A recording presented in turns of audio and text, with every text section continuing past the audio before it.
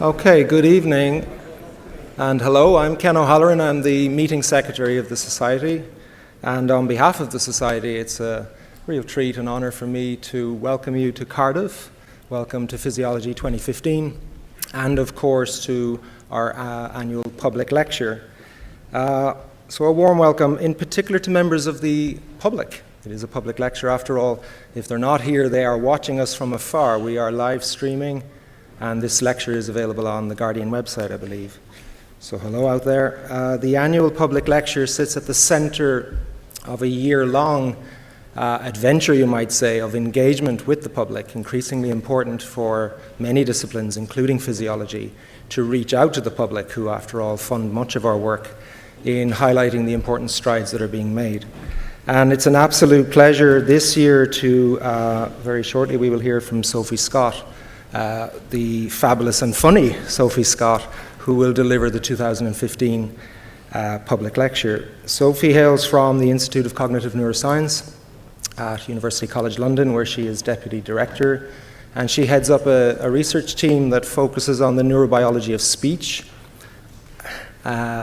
and vocal behavior. So using modern imaging techniques, her group paints a portrait, you might say, of speech perception and speech processing, and has a long-term interest in the links between vocalization, the evolution of that speech, and emotion. But I think it's her work more recently in the science of laughter, a very serious matter that she is well known. And that's what we're going to hear about this evening. Why do we laugh? How do we learn about laughter? Can we fake it? And its importance in the social context, not just for humans as it happens.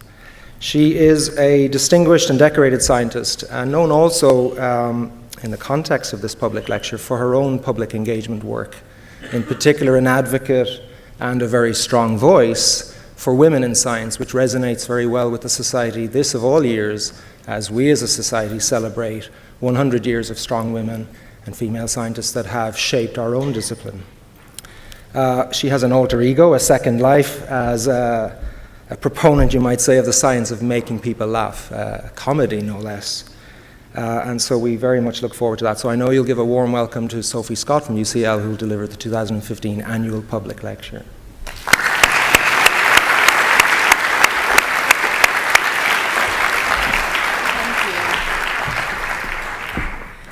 So I'm going to talk about some aspects of the science of laughter. So I'm going to be talking largely about psychology and neuroscience and laughter.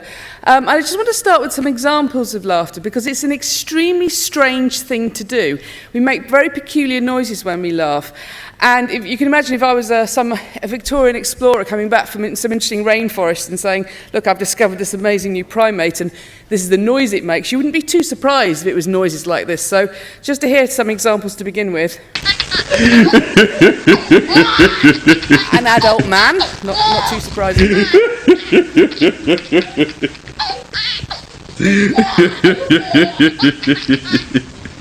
Gets a little stranger now.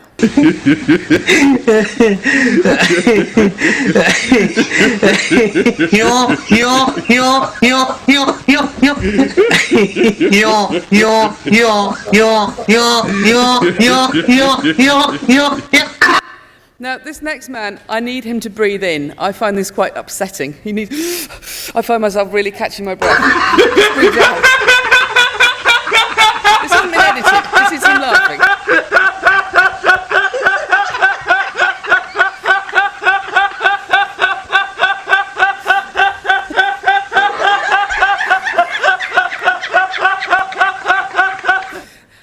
And finally, this is a human female, and she says herself in French, oh my God, what is that? And I think she is producing some noises, probably all other things being equal, she would rather not be doing.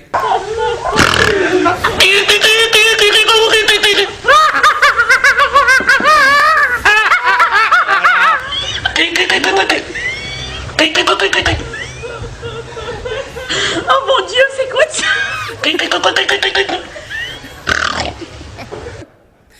So I'm going to, how we end up making these sorts of noises will be hopefully some of the things I'll touch on today. But just to sort of give it a little bit of background, I got interested in laughter via the route of being interested in voices and in emotion. And back in the 1990s, I was working in Cambridge with colleagues like Andy Calder and Andy Young, who were very interested in how people process facial expressions of emotion. And they were working with patients who had particular problems in recognizing facial expressions, and they were testing this with the so-called basic emotions determined by Paul Ekman to be recognised, and building on work of Charles Darwin, to be recognised across all human cultures. All humans know what these faces mean. So going across the top from left to right, you've got happiness, sadness, anger, and then across the bottom, left to right, you've got fear, disgust, and surprise. And for example, they had a patient who had damage to her amygdala, bilateral damage to her amygdala, and she could now no longer recognise fearful faces and angry faces. And I got involved in this because they wanted to test another modality. Is it just faces, or is it across sort of other ways of express emotion? And because I worked on voices, I came up with a test of emotion from the voice. And to do this, instead of using emotional speech, like a lot of the other stuff that was out there, I had people produce noises to scenarios, so make a sad sound, make an angry sound, and so you ended up with screams for fear and growls for anger, and indeed the same patient struggled to hear a growling sound as angry and a screaming sound as frightened, so it was something to do with the emotions, not to do with the modality. But one thing really struck me about this was that the emotions we were testing were also negative. Only one of the basic emotions, as established with the face, is unambiguously positive, and that's happiness up there on the top left. The rest are all either neutral or extremely negative. And I thought, well, on a day-to-day basis, I'm experiencing a lot of emotion, but I don't particularly characterize it well by the palette that's made up of sort of a combination of fear and disgust and anger, for example. So what might else be going on? And I had an opportunity to ask Paul Ekman about this at a conference at UCL a few years later, and he said, in fact, he'd been suggesting there would be other ways of expressing basic emotions that were more positive, but they might not be well characterized by the face. So he'd suggested that triumph might be one candidate basic expression, positive emotion, and amusement, what we called amusement, we meant laughter, and he also thought that relief, contentment and pleasure might be other examples, and they would, perhaps all with a face, with a static photograph, be well conveyed with a smile. So we've kind of collapsed them all down into happiness for the original set of emotions he was working with. But if you had body movements, or if you had sound, maybe you would actually start to distinguish these. So you can see there with Kelly Holmes winning the double gold at the 2004 Olympics, she's not just looking triumphant with her face, her whole body is showing sort of something's going on there. So his interest was going in this, and I thought, well, that's great, because I work with voices, let's start doing this. So we came up with, again, we did the same thing. We gave people scenarios, and we got them to produce sounds that would go with the scenarios, and then we found people could recognise them. So, whooping sounds for triumph and laughs for amusement. And then, of course, that's great, but you're working within one culture. So what we had to do was to test some other group of people who weren't sort of contaminated by our knowledge of the world and at the world we live in. So, and what we're looking for here are these things that characterize basic expressions of emotion. It's not just enough that people in your culture recognize them. For an emotion to be basic, it's got to be universal. You've got to find it recognized across all humans. Even if it's not necessarily shown or expressed in those humans, they need to know it when they see it. It's got to have a distinct, non-confusable expression, perhaps based on a specific neural system. You saw an example there with the angry faces and the fear. And evolutionarily ancient, you don't only find it in humans. So to test this, my PhD student, Disa Sota, did several trips out to Namibia, and she was working with the Himba, and the Himba are very good for this kind of experiment because they live an extremely isolated lifestyle. It takes days to drive to them, to find them, to work with them. They don't have electricity or running water. They're not seeing television programs with sort of white European faces and voices doing things. They're not contaminated by our culture. And indeed, some of the men will have some contact once or twice a year with Angolan cattle traders, but beyond that, they really aren't bumping into other groups of people. So if they recognize emotional expressions from the voice, expressed by people recorded back in London, then that's a suggestion that you might be seeing a truly universal expression of emotion. The other thing that we did was we got the himba to express emotions, two emotional scenarios, and we recorded those, and we played those back to the English people. And what we're looking for is bidirectionality. Do the English recognise the himba and the himba recognise the English? Because if it goes in both directions, it looks like you really have got something that might be basic. So this is an example of a man from the himba who is expressing an emotion. See if you can work out what emotion he's expressing.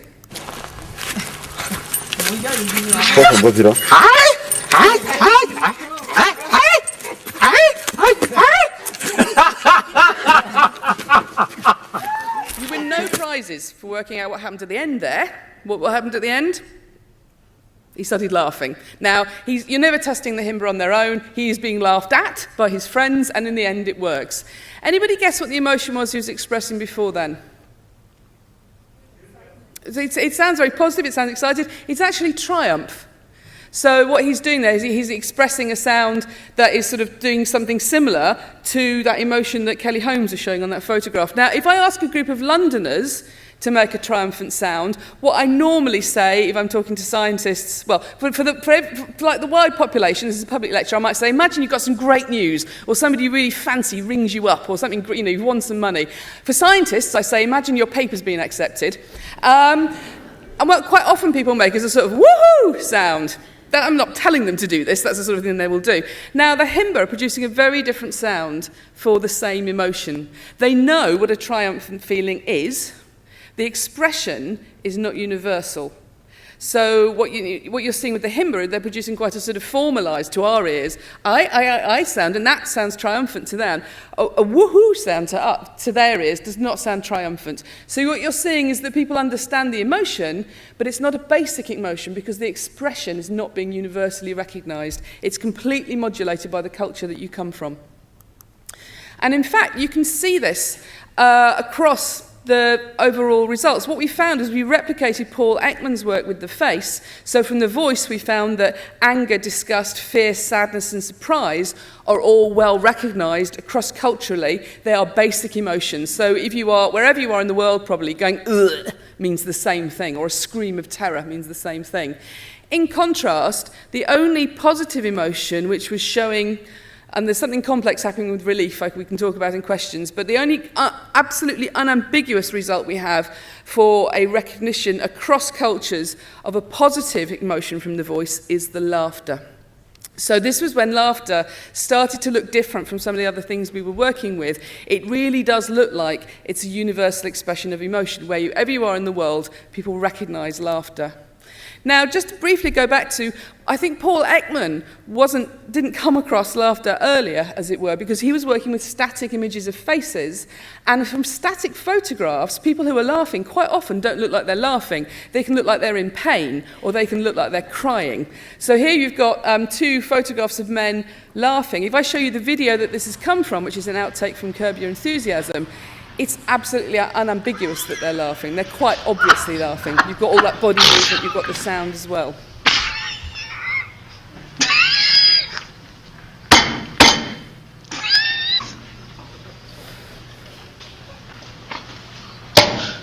It's very difficult to work with you people.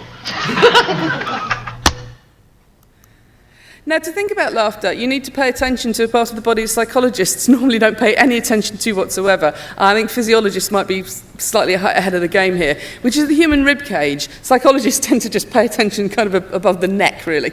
Now, the rib cage is really important, and it's important because it's doing something absolutely central to your continued existence. You're all using your rib cages right now, which is you're using it to do metabolic breathing. So what you do when you're breathing, and I apologise to physiologists who know this perfectly well, you use the intercostal muscles, the muscles between the ribs, to pull the rib cage out and up. That draws air into the lungs, and then you relax them back down, the muscles that is, and air is forced back out again. And if I was to put a breath belt around all of your chests, one at a time, and measure that movement, you get this expansion and contraction of the rib cage, just as the air is being drawn in and then going back out again. So you get this sort of sinusoidal movement.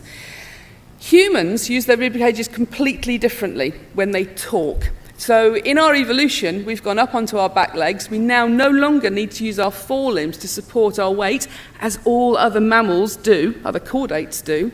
So we don't need to use our intercostal muscles to support that. We don't need to actually carry our weight around with our intercostal muscles in the same way as quadrupeds need to. And one of the outcomes of this is that we've freed up our rib cage to be used for other things. And we actually have, as part of our evolution, we have a different neural control over the intercostal muscles that other animals don't have. And what we use this for is actually to talk. And if I look at now, that's the breath belt recording of me speaking, and what I'm doing here is taking a breath in, and now when I speak, I'm using those same intercostal muscles initially to control the flow of air out through my larynx, so it's all rushing out. And then if I keep speaking without taking another breath, I have to start to use my intercostal muscles to squeeze the air out. One of these days, I'm going to pass out at the end of doing this and take another breath. So that sounds like, well, thank you, Sophie, for doing that. Why? But actually, that's an enormous amount of complexity going on there, and it's the only reason we can talk at all, because what you're doing with that very fine control flow of air up through the voice box, the larynx, is you're actually causing the larynx to make a sound. The larynx itself just vibrates the vocal folds. They are vibrated by the air that's coming out, being gently controlled by the intercostal muscles. And this gives a pitch to our voice. When you change the pitch of our voice, a lot of what you're doing is with the intercostal muscles. And it also gives us a rhythm to our voice, and it gives us a longer sort of sequence of sounds we can make. We can extend our voice over a whole, sentences. We don't talk like that. It would be quite tiresome, in fact, if we were to talk like that. But if I was to only be able to speak out on every breath, that's what it would sound like. So human speech at all, as we understand it, is made possible by the intercostal muscles. And again, though it doesn't feel like it, you have as much fine control over the intercostal muscles as you do over your hands. Now, there is a terrible enemy of this metabolic breathing at the top and then this breathing for speech, which is laughter. Because when you start laughing, the same muscles in your ribcage now, instead of this very fine movement or this very detailed movement, start to do large deflections. And what you're getting there is just single big contractions. And you're seeing it as that zigzagging shape there. It's actually on the same scale as the one above of me talking. So it's actually clipping. I'm laughing so much, the movements I'm making with my ribcage are dwarfing the stuff that I'm doing when I'm talking. Now, what this means is that speech and breathing become overwhelmed, and we don't really understand the mechanism for this, but there's something that if there's a battle between breathing and laughing and talking, laughing will win. It will win that battle. So if you listen to somebody starting to talk, and listen to what happens to her voice as she starts to laugh. The first thing you'll notice, long before she's actually laughing, is that she loses control of the voicing, that sound that she's making at the voice box, because she's losing control of her intercostal muscles. And this is an example of Charlotte Green trying to do a news report. The pitch of the voices are shown down below in blue. And you'll hear somebody coming down the line who has to say a silly name and just really goes for it. Singarock's unpopular replacement has now been dismissed, with the Army's popular Chief of Staff, Jack Twat, taking over. A 40-foot sperm whale, which was stranded in the Firth of Forth for more than 4 days, is now thought to be swimming towards open waters again. It freed itself late last night. Marine experts are hoping to establish this morning whether the whale is finally back at sea. Good luck to the whale. 8:10 is the time. An investigation is underway at the maze. If you work with voices, there's a lot to love about that clip. I really like the way the guy who's coming down the line has got to say a silly name, he's got to say Jack Twat, and he just goes for it. Nothing to see here, popular Chief of Staff Jack Twat. And back in the studio, you can't really hear it well unless you're listening very carefully with headphones. Just before, at the end of him and his Jack Twat, and just before Charlotte Green starts reading out the news headlines, somebody leans into her and goes, Jack Twat. Right at her. And what they are trying to do is make her laugh, and it works. So you can see, by the end of there, the pitch of her voice shoots up, and she is making noises after she has stopped trying to speak. But long before that, you can actually see her lose control. So that's actually her motor system being overwhelmed by the laughter, and she's losing that fine control that gives us the ability to make sounds at our larynx. I've got another, and this is basically what laughter looks like. It's just reflecting these, once you actually start laughing, these big single deflections of the intercostal muscles and the rib cage are just squeezing air out of you, and you get these very marked bursts of amplitude energy with not very much going on in terms of any spectral shaping.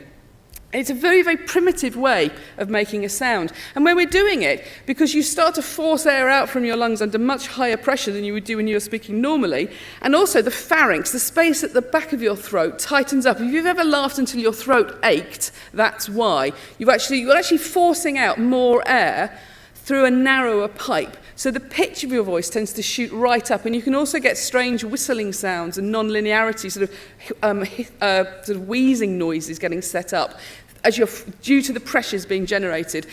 Pressures that you couldn't do voluntarily, sounds you could not make deliberately start to happen when you're laughing.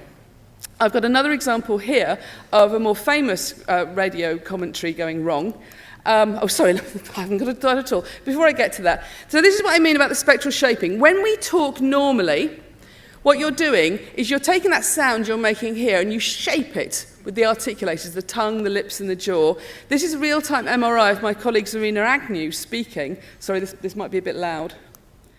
You'll see the amount of movement going on. This is me trying to use all of my articulators.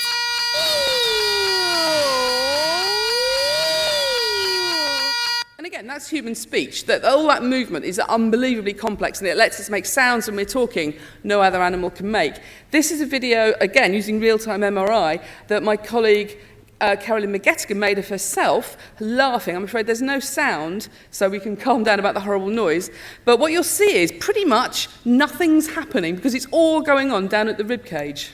So this is what it looks like when she's laughing. You can see her breathing in, and then she's shaking, and the tongue is just not moving at all. The tongue's just sitting quietly at the bottom of the mouth. You're not doing any of that complex movement that you do when you're speaking, when you are laughing. You're producing this very, very basic, very primitive sound. You can see a little bit the space at the back of her tongue there being a little bit narrower. That's that tightening up. Now, this is an example of a radio commentary going wrong. Notice what happens to the pitch of the voices when one person makes a joke, even though the second person He knew exactly what was going to happen. laugh, He tried to step the pitch over of the his voice stumps and goes just up. flicked a bail with his right He more or hand. less tried to do the splits over it, and unfortunately the Terrible inner part joke. of his thigh must have just removed the bail. He just didn't quite get his leg over. Anyhow, he did very well indeed, batting 131 minutes and Jonathan Agnew hit is 3 now fours. laughing. And then we had Lewis playing extremely well for his 47 not out. Agus, do stop it. And he was joined by De Freitas, who was in for 40 minutes, a useful little partnership there. They put on 35 in 40 minutes, and then he was caught by Dujean Walsh. Now, up to that point, Brian Johnson, the man who's speaking, his voice has been affected immediately by the laughter. He's gone up in pitch, but he's not laughing yet. Now he takes a breath in, and all hell breaks loose. He starts to produce big contractions. Those contractions run together. He starts producing sounds, and also little whistling. Lawrence, always entertaining, batting for 35. Whistle coming up. 35 minutes, hit a 4 over the wicketkeepers. Agus, for goodness sake, stop it. Hit a Yes, Lawrence Completely fails. extremely well. Back to Brian Johnson. He hit a 4 over the wicketkeeper's head, and he was out for 9. And Tuffle came batted for 12 minutes, and then was caught by Haynes off Patterson for 2, and there were 54 extras, and England were all out for 419. I've stopped laughing now. So there's a couple of things that really strike you about that. Number one, those, like with Charlotte Green, those are people who talk on the radio for a living. They don't want to laugh. The BBC does not like their sports broadcasters starting to hoot with laughter. And they got in trouble for this. People do get in trouble for screaming with mirth through live radio. They don't want to do it, but they can't stop. The other thing that's quite striking is these are adult men with quite low-pitched voices. When they start laughing, the pitch of their voices soar. And this is what I mean about the forces you generate when you laugh. You can take your voice to places you could simply never do voluntarily. I've got quite a high-pitched laugh. I could never sing that high. It's worth noting, as Brian Johnson gets control back over his laughter, you can actually see the pitch of his voice come back down. You're seeing him gaining control back over from the laughter. The other thing that's quite marked about this is almost immediately they are not laughing because of the joke. It's a terrible joke, and they are not laughing because the joke is funny. Almost immediately they are only laughing because they are both laughing. And you can hear Brian Johnson saying, "Agus, stop it, because you're making me laugh with your laughter." I can play this to undergraduates at UCL and edit out the joke, and people will still laugh. They don't know who any of these people are. But what a phenomenon this is actually behavioural contagion. Laughter is something you can catch from other people, like yawning. And like yawning, you're much more likely to catch laughter off somebody you know than someone you don't know. And I'm going to come back to this when we think a little bit about brains. But it seems to be one of the pretty well-established phenomena about laughter in adults is that it's actually something that we can simply join in with for no other reason than that people are laughing. Now, the origins of laughter are very interesting. I've demonstrated to you at least evidence that laughter is universally recognised. And as soon as you look at this in any more detail, you think, well, of course it's going to be universally recognised because we aren't the only animals that laugh. It's quite common for you to hear people make the claim that only humans laugh. Nietzsche thought that only humans laughed. But actually, you find laughter in lots of other animals. You can see it in orangutans and chimpanzees. But you can also see it in rats up there on the top left. Jan Panksepp in the US has been tickling rats for a while and showing that they essentially they show laughter. And that's not the rats going, stop it, I don't like it. Because the same scientist, well, if you get the rat used to being tickled, the rat will make the laughter sound. It doesn't sound like laughter, it sounds like a chirrup. But they'll make the sound when they're anticipating being tickled. And if the same scientist tickles the same rat every day, they make the sound when they see you coming into the lab in the morning. And nobody's normally that pleased to see scientists in the morning. So that's quite nice for us. And quite strikingly, whether you are a human or a chimpanzee, an orangutan or a rat, where you first see laughter is when babies are having interactions with their caregivers or their parents, most commonly tickling. So from its outset, for example, you can't tickle yourself, laughter is always seen in interactions. That's its origins. Its origins lie in a parent and a baby doing something together that makes the baby laugh. And as we get older, what you see is that profile becomes more complex. So it never loses that. The origins of laughter lie in social interactions. They lie probably in social bonding. And as we get older, laughter, again, across all mammals, as far as we can see, is very, very closely associated with play. Play is very important to mammals. All mammals do this when they're juvenile. Some mammals, like otters and dogs and humans, carry on doing it. And play is so important that mammals have evolved specific mechanisms to demonstrate I am playing. So one of the things associated with play is what's called the play face. All the mammals there are showing it, which is a loose, open, happy smile. It's really hard to get photographs of adult humans doing it. We tend to go into social smiles. It's a very unthreatening mouth. So you can it's playful. It's like, I'm not going to hurt you. This isn't a fight.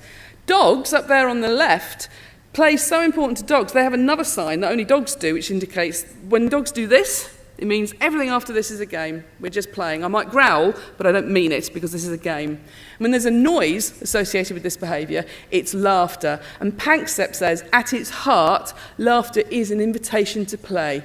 Come on, let's do this. Let's have fun. We're going to do something together. I'm not going to hurt you. This is a game. And as we get older and we look at humans, laughter is very interesting because we like laughter and we pay a lot of attention to laughter and we will seek laughter out, but almost everything we think we know about laughter is wrong.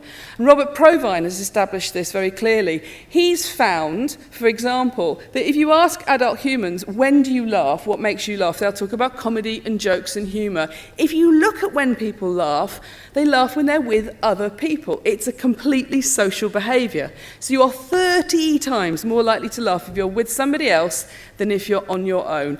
Just having somebody else around you primes and potentiates laughter, and you'll do that more if you know them or you like them or you'd like them to like you. What this means in the wild for laughter is that you find most laughter in social interactions. For example, conversations. If you look within those conversations, people still aren't laughing at jokes. They're laughing at statements and comments like, I will have another cup of coffee. I was in Cornwall a few weeks ago and I watched a woman walk past me, went up to, I assume, her friends, and she just stood in front of them and said, well, I'm going to have to put a swimming costume on, and everybody laughed. Now, they're not laughing because that's a joke. She wasn't making a joke. She meant, I've got very wet, I need to put a swimming costume on. What you're doing with that laughter in conversation is that you're showing you understand people, and you agree with them, and you know them, and you're part of the same group as them, and you like them. That's what you're actually doing with laughter. It remains a completely social behaviour. And we do it a lot more than we think we do. All the studies that have looked at this where if you ask people how often they laugh and then you compare it to how often they really laugh, find that you completely underestimated. Everybody underestimates laughter. In fact, laughter is occurring really quite often compared to other non-verbal expressions of emotions like screams or sounds or sort of surprise noises or whatever. You're encountering an order of magnitude more laughter, which is a non-verbal expression of emotion. It's just seeded throughout conversation. So Vetten and Todd, for example, found that people are laughing 7 times per 10 minutes of conversation, which is a lot of laughter. This is people coming in for psychology experiments, which aren't really hilarious. So it's as if we don't remember it. It's such a normal aspect of interactions.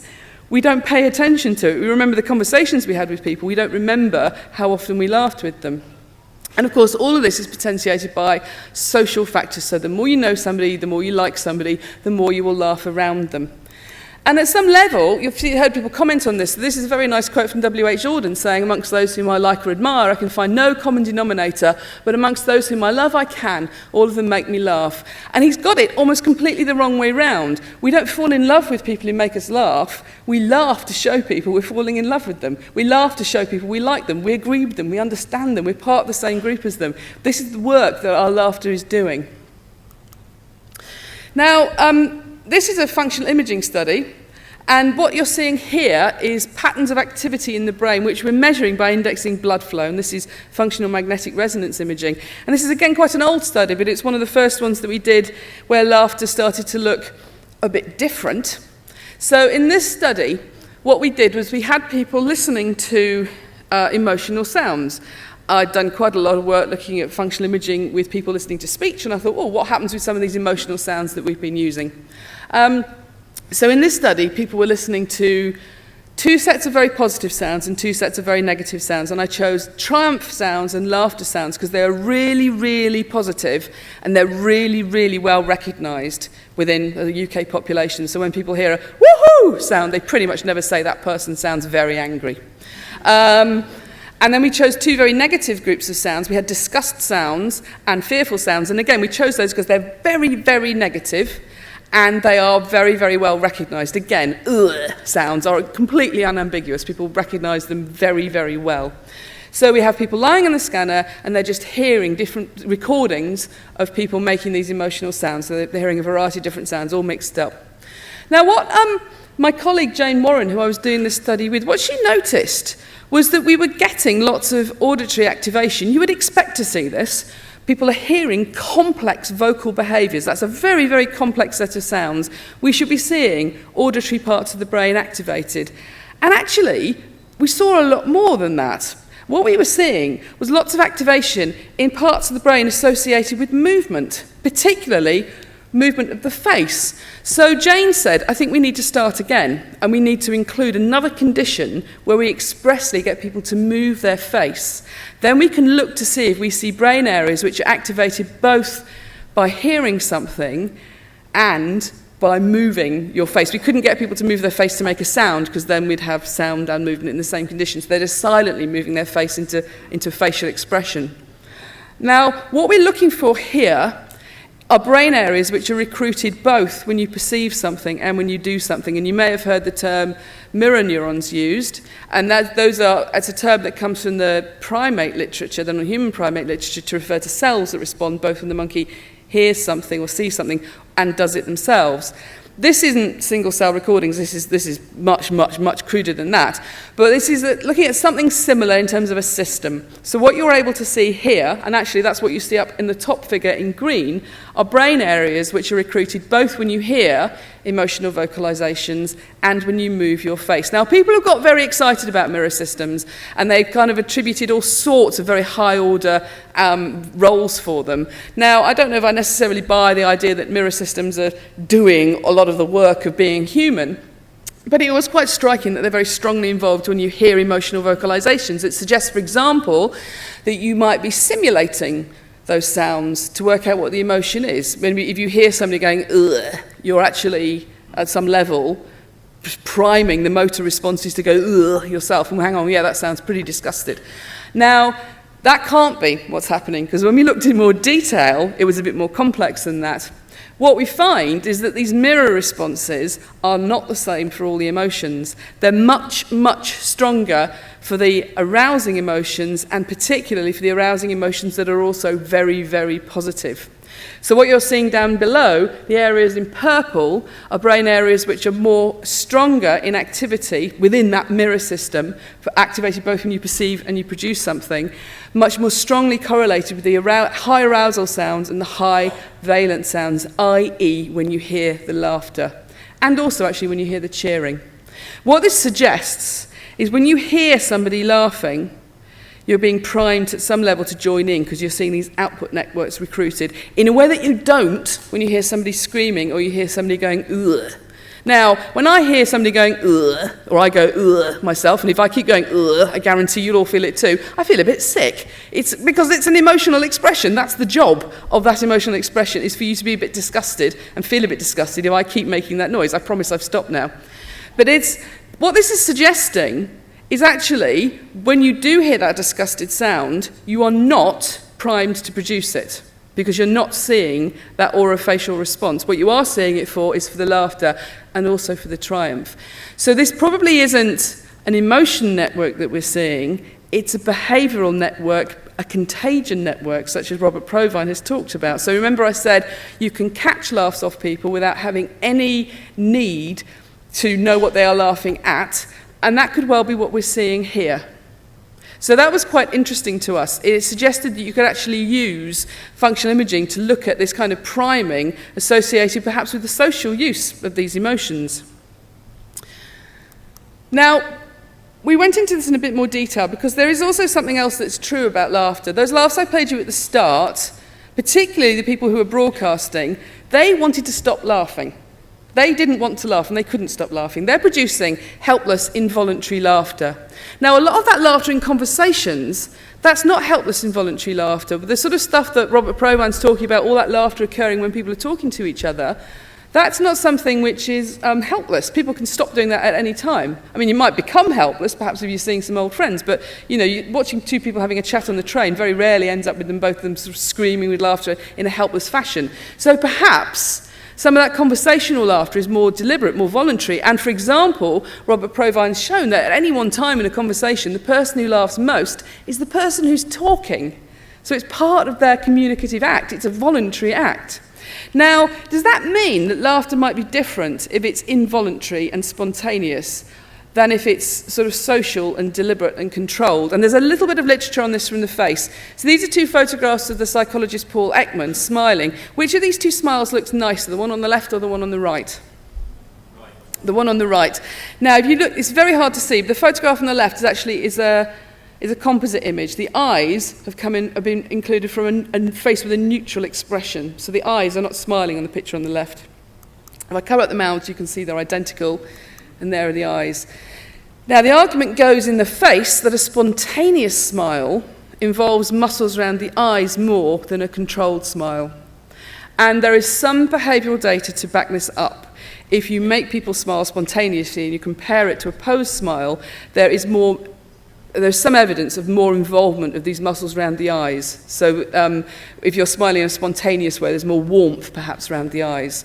Now, I don't know if I entirely buy that because I have seen America's Next Top Model. And I know that Tyra Banks has got like 21 different smizes where she smiles just with her eyes. So perhaps for those of us who aren't supermodels, it remains an issue. But certainly there's a suggestion from the face that voluntary and involuntary smiling leads to different sorts of smiles. Do we see the same sorts of things with laughter? Well, we just did whatever it took to make each other laugh. We put people in the anechoic chamber and showed them whatever it took to make them laugh, short of going in there and tickling them. Lots of YouTube videos. Early next week, the council also said it would continue to clear pavements, but it's warned that water supplies are now at critically low levels. It's still dangerous for Dublin pedestrians. There we go. But the City Council has brought in private operators to help. It wasn't all people falling over, but really whatever it took. So then we got the same people to produce sort of nice social laughter. We said, imagine your friend's told a joke and you're laughing because you like your friend. So if I play you an example of those, I'm going to play you a laugh, and I want you to tell me if you think that laughter sounds spontaneous and sort of helpless, or if you think it sounds more controlled and posed.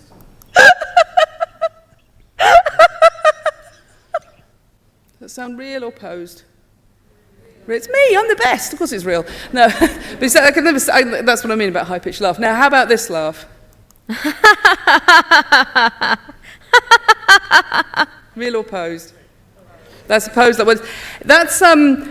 That's an example, indeed, of a posed laughter. And you think, well, that's obvious, Sophie. And we do an acoustic analysis, and you do find they are very, very different. The real laughs, remember, when you're laughing helplessly, you make sounds you could not make under voluntary control. So you get these high pitches, you get them much longer, you get squeaks and whistling noises.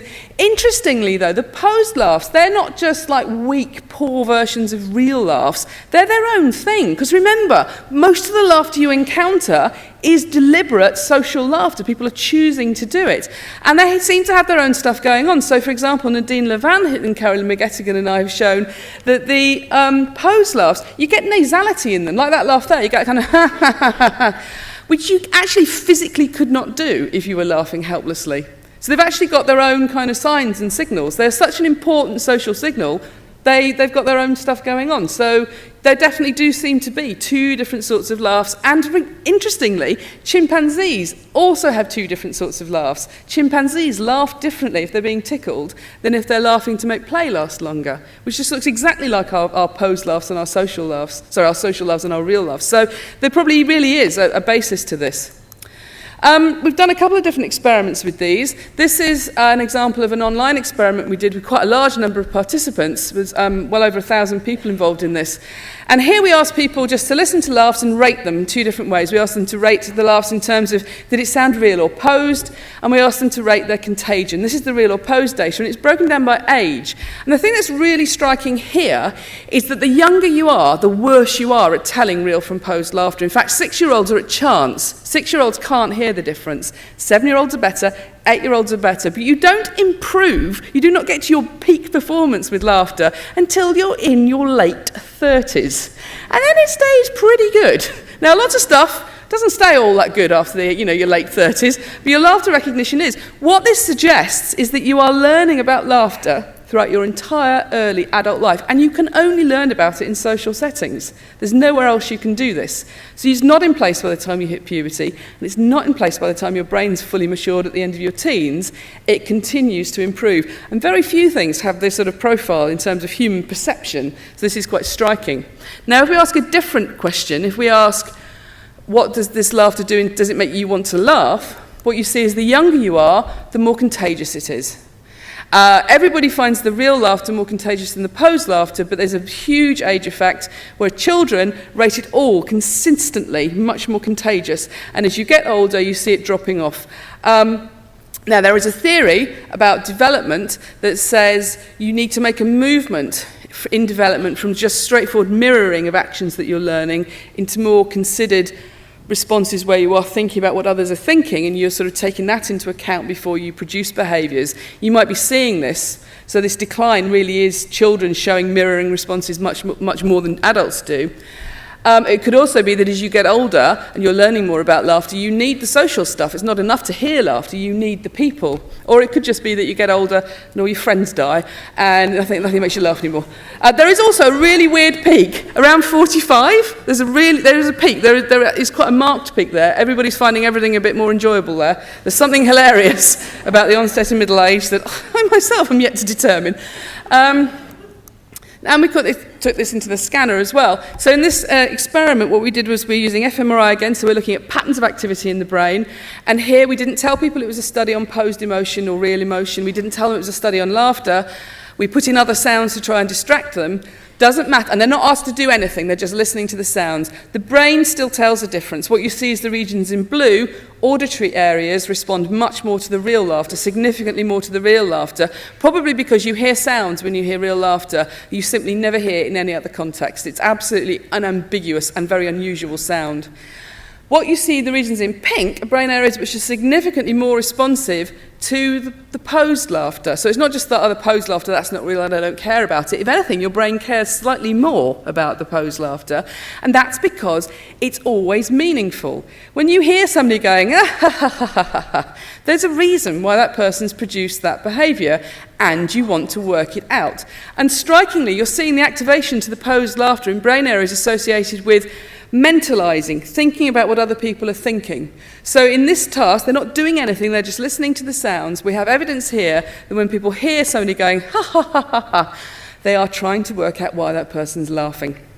Now, what we didn't see was those mirror systems that we saw before. We thought those might be more strongly driven by the real laughter than the posed laughter, because the real laughter is rated consistently as being so much more contagious. And if those mirror systems reflect a behavioural contagion, then maybe that's, it should be driven more by the real laughter. And that's not what we saw. Instead, what we saw was there were equal responses in the mirror system to the real and posed laughter. What made a difference in that system was actually across subjects. We gave people a test when they came out of the fMRI machine. Remember, they weren't doing anything in the fMRI study itself. Afterwards, we gave them a test where we just asked them to classify the laughter into real or posed laughter. And the better they were at that, the more strongly they had activated that mirror system when they were being scanned. In other words, there's a correlation between activation in that mirror system and performance on telling real from posed laughter. What this suggests is that mirror response is not just contagion. If you are primed to join in with laughter when you hear it, you actually seem to understand what the laughter means better. There is some link to your social understanding of that behaviour. So, sort of to wind up, this is a really nice quote about laughter from Victor Borge, and he's described laughter as the shortest distance between two people. And I really like that quote because it's getting at that sense of intimacy that laughter brings, the closeness, that sort of role in social bonding. But it's becoming clear that laughter may be even more important than that.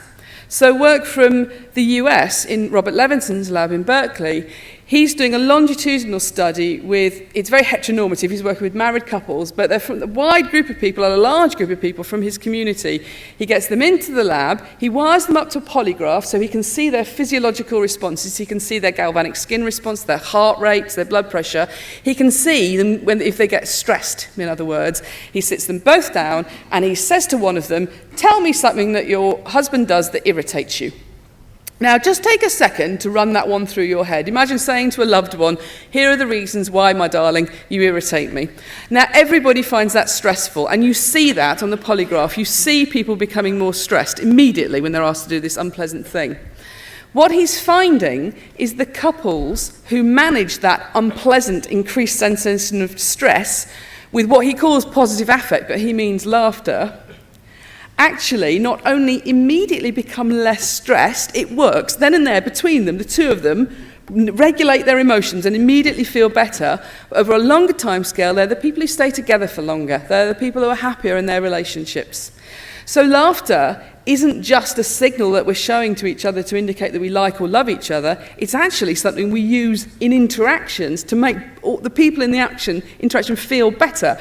And you have to both do it. If one person's going, well, you do wake me up a little bit when you come to bed, and the other person's going, no, I don't.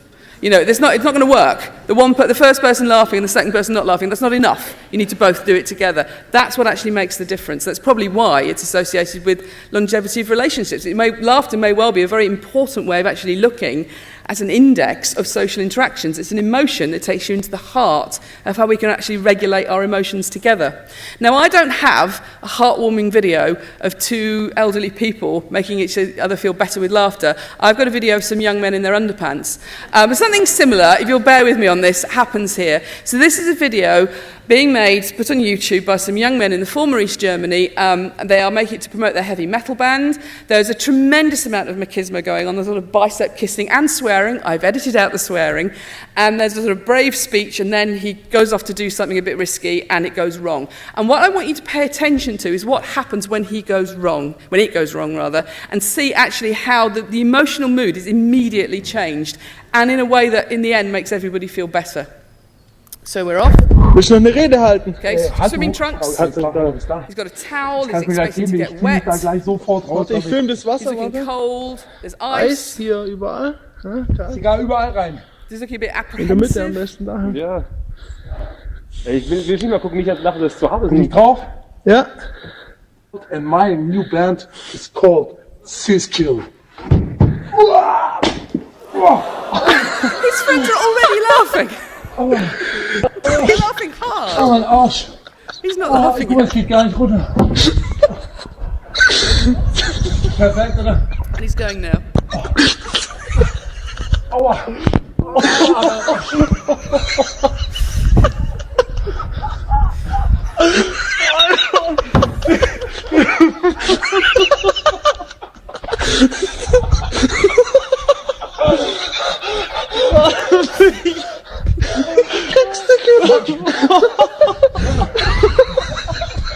Some of them are actually on the floor. Hey, Alter!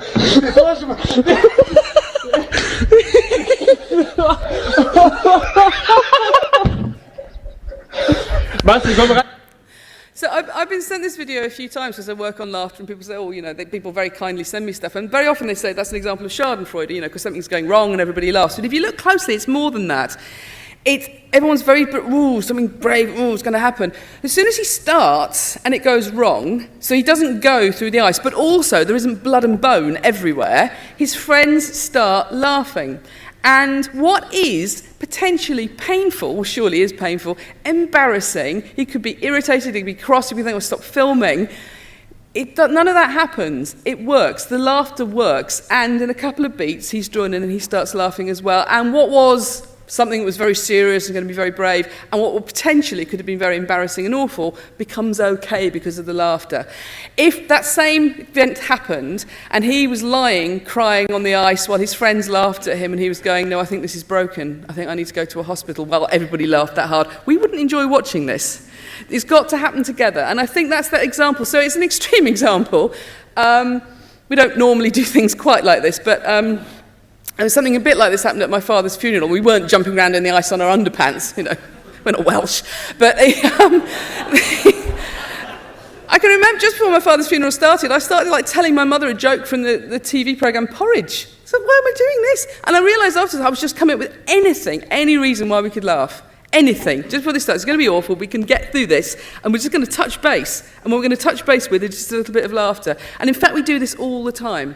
We're actually using laughter. Laughter's taking us straight from basic emotion into actually the nature of our interaction. So I think it's time to start taking laughter really seriously, and we should pay more attention to it in science, because we're actively using it as a way of closing those distances between us, actually of regulating our emotions together. Thank you very much.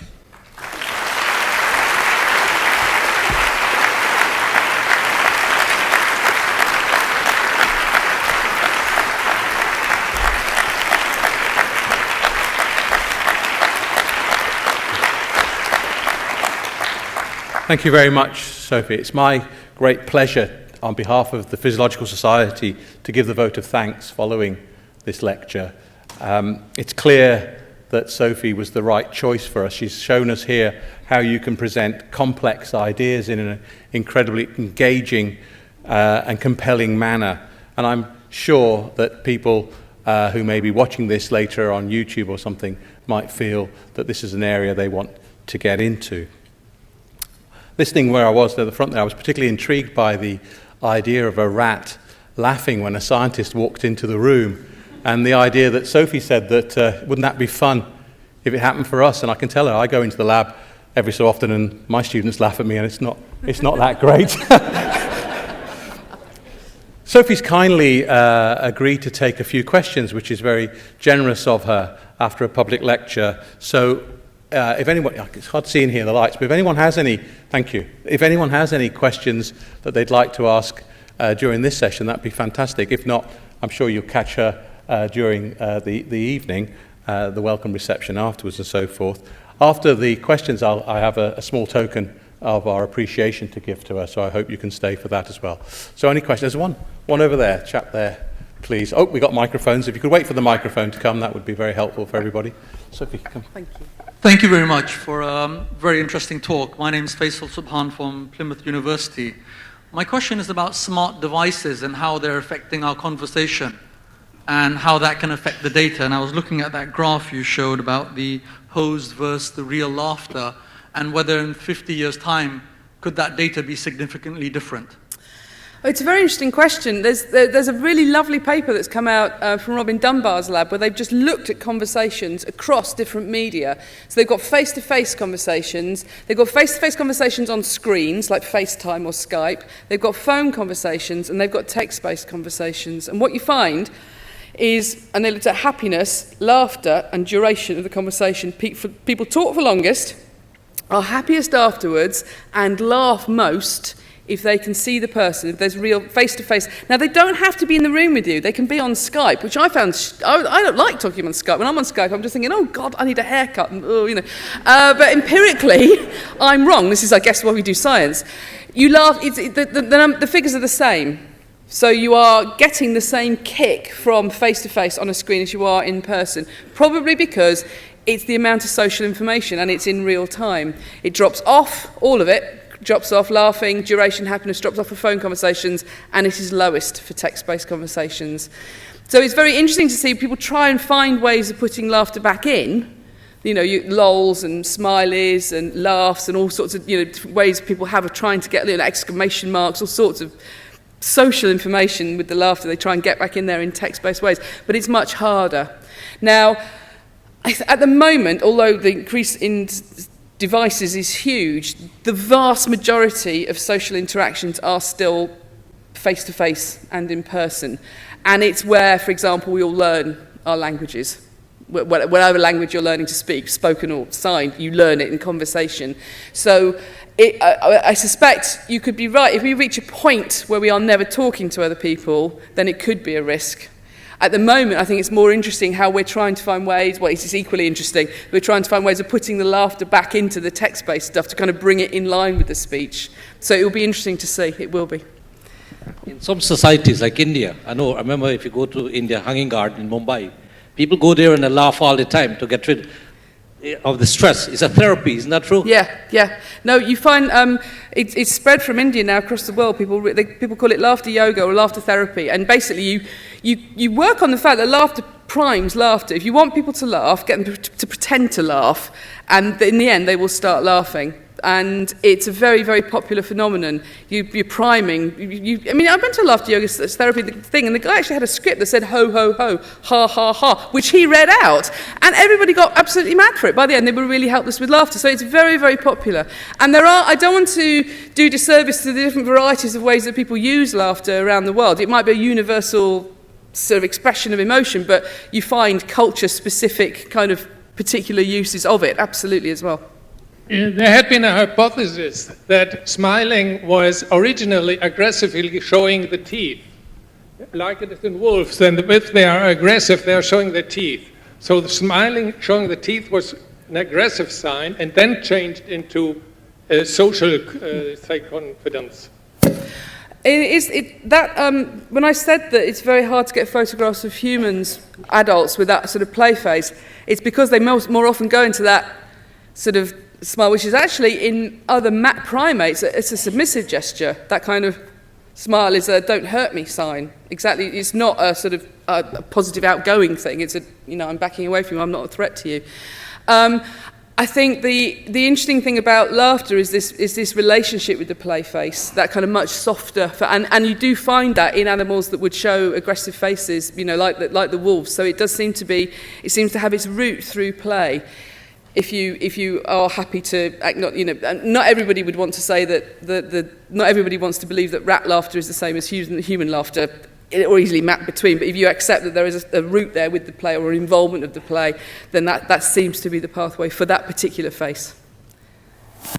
I really enjoyed your talk, and I wanted to ask you about nervous laughter. Nervous laughter, which is also a social issue. Well, how do you classify it? I think if you think about people using laughter to try and resolve or regulate emotions in difficult, particularly for whatever reason the situation is difficult, I think what we call nervous laughter is if somebody's doing that on their own and other people don't join in. So if the other people joined in, it would just be laughter. I was doing a flight a few weeks ago, and there was a woman who got in a proper flap at the check-in desk, and she couldn't find her passport, and she was dumping everything on the floor, dropping stuff, getting more pockets open and looking, and she was going, ha ha ha ha, ha, ha, ha, and the woman behind the desk was just like this. And this woman's laughter sounded more and more desperate, and I was like, just crack a smile, give us something, you know. She's like, oh, I'm not going there with you. So, and you do find this. I mean, I can think of someone I know who I've always thought laughs really inappropriately. She was like, ah, ha, ha, ha, ha. And I just thought, oh, she laughs so inappropriately. And I've realised, since I've worked with laughter, it's not her, it's me. I don't join in. I'm like, oh, I think you'll find we don't have that kind of relationship.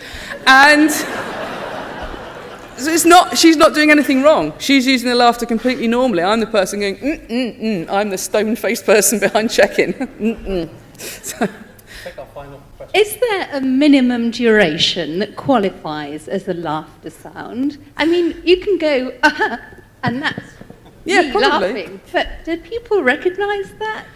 People will, if you listen to social laughter, if you listen to how people use laughter in conversation, you get those little things going on all the time. And people can be using it even just to acknowledge that I want to keep talking, and I'm going to use that to acknowledge that you've done or shown something, and I'm, bouncing it back at you whilst keeping speaking. So it does seem to be that single unit of just that's it. That would be probably the thing beyond which you couldn't go. No, that's not true. I think beyond that before people start laughing, that when they're laughing in an involuntary way and they start to lose control over their articulators, that sort of wobble in the voice, when you can hear they're starting to go.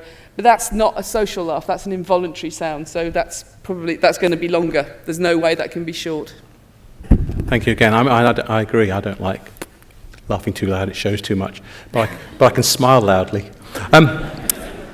I had a question planned as well, as you do as your chairperson. Mine was going to be that if you took a Simpsons box set to those African tribes people, would they eventually go woohoo for triumphalism? I'm sure they would, because I don't remember saying woohoo as a child, but I certainly have most of the people that I know are under a certain age saying it. Right, it remains then for me to say thank you with our traditional small token. I think Ken's got it over here. Oh, wow.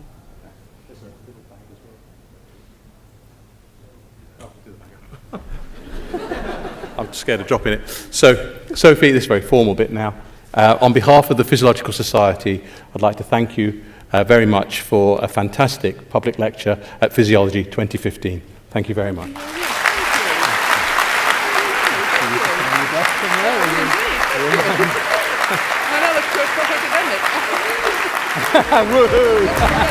Woohoo!